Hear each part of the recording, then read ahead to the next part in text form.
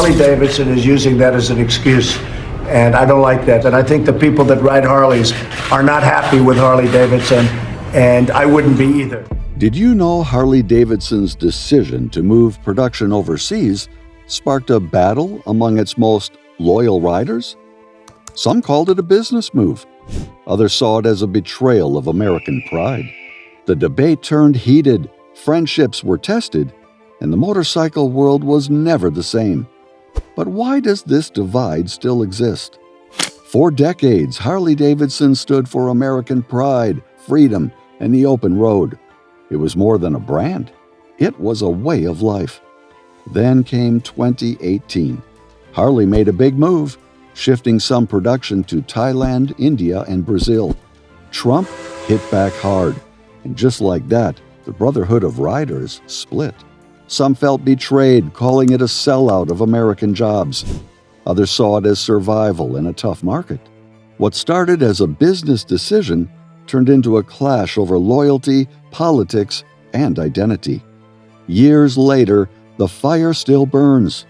Let's break down what really happened and why this fight never faded. For over a century, Harley-Davidson dominated the roads. Its bikes soared through wars, symbolized rebellion in the 60s, and became the ride of choice for those chasing freedom. But the world changed. Younger riders leaned toward lighter, cheaper, and more high-tech bikes. Competition from brands like Honda, BMW, and Indian Motorcycle intensified. On top of that, manufacturing costs surged, and Harley struggled to keep up. Then came Trump's tariffs on steel and aluminum, key materials for building motorcycles. This drove up production costs in the U.S. In response, the European Union hit back with tariffs on American motorcycles, adding 31% to the price of a Harley in Europe. That meant a bike that once cost $20,000 could now cost over $26,000, a price hike that could drive away international customers. Harley had a choice: raise prices and risk losing buyers, or move some production overseas to avoid tariffs and stay competitive. They chose the second option, shifting some manufacturing to Thailand, Brazil, and India. The goal: keep bikes affordable in foreign markets without affecting U.S. jobs. But for many American riders, it felt like a betrayal. The brand they saw as a symbol of American strength now looked like it was turning its back on its roots. Trump ran on America first. He promised to bring back manufacturing and protect American jobs. So when Harley-Davidson announced in June of 2018 that it would shift some production overseas to avoid the $2.2 billion in European Union retaliatory tariffs on American motorcycles, Trump didn't hold back. He took to Twitter, blasting Harley for abandoning its American roots. He called the decision a terrible move and warned that loyal riders would turn their backs on the brand. He even suggested placing higher taxes on Harley motorcycles in response. The backlash was immediate. Some bikers vowed never to buy a Harley again. The hashtag Boycott Harley started trending, and videos surfaced of riders burning their Harley gear and even trading in their bikes for rival brands like Indian Motorcycles. For a company built on patriotism and American pride, this was a nightmare. Harley had spent over a century cultivating fierce brand loyalty, but now it was caught between staying competitive in a global market and keeping its core riders happy. If you enjoy amazing stories, hit that subscribe button. Your support keeps the channel going and helps us bring you more exciting content every week. Harley-Davidson took a hit in reputation, but the numbers? They told a brutal story. Harley-Davidson took a serious financial hit as the controversy unfolded. Its stock price plunged nearly 10% in the following months, shaking investor confidence.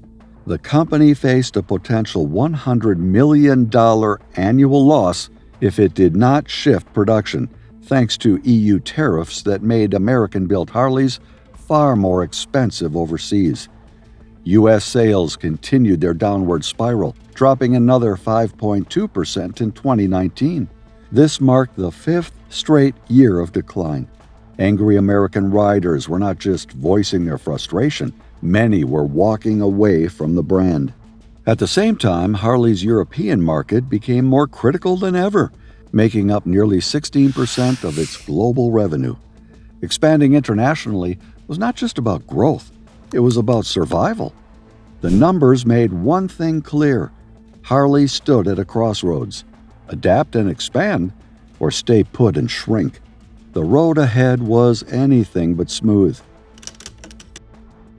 Harley riders took sides fast and emotions ran high. Were Trump's supporters right? For decades, Harley-Davidson symbolized American craftsmanship, built by American hands, roaring across American roads. Some refused to buy new models like the Livewire, Pan America 1250, and the Sportster S, bikes that, to them, represented a shift away from tradition. Others went even further, selling their bikes, boycotting dealerships, and even burning Harley gear in protest. Online forums and social media exploded with outrage. At biker rallies, heated debates broke out. Some argued Harley had abandoned the very workers and loyal customers who built its legacy. For them, the brand lost its way. And what about the Harley defenders? On the other side, many riders believed Harley had no choice. They saw the move as a business decision forced by circumstances, not a betrayal. Harley's solution? Shift some production to international plants in Thailand, ensuring they could still sell bikes like the Softail models, the Fat Bob 114, Street Bob, and the Heritage Classic, at competitive prices in global markets. Supporters argued this was about survival. Harley needed international sales to stay in business. Without adapting, they risked shrinking further in an already struggling motorcycle industry. The division ran deep. Some riders swore off the brand forever, while others stood by it, believing Harley had to evolve to keep the company alive. The debate stretched beyond motorcycles. It became a fight over identity, loyalty, and what it truly meant to ride a Harley. The tension played out everywhere: online forums, bike rallies, even inside Harley dealerships. Some longtime riders turned their backs on the brand, refusing to buy newer models. Others doubled down on their loyalty, arguing that Harley did what it had to do in a changing world. The rift ran deep, touching on business, identity, and what it truly meant to be a Harley rider. Harley pushed forward, but the controversy left deep scars. Sales took a hit, and the backlash was impossible to ignore. Many loyal riders felt the company was straying too far from its roots. When Harley introduced the Livewire in 2019, its first all-electric motorcycle, the reaction was mixed. The younger crowd saw it as an innovation, but old-school riders saw it as another break from tradition. To them, Harley was about the roar of a V-twin engine, the smell of gasoline, and the feeling of raw power, not a silent ride. Even today, the divide lingers. Some riders still refuse to buy post-2018 models, like the Pan America 1250 or the new Sportster S, believing Harley has lost its way.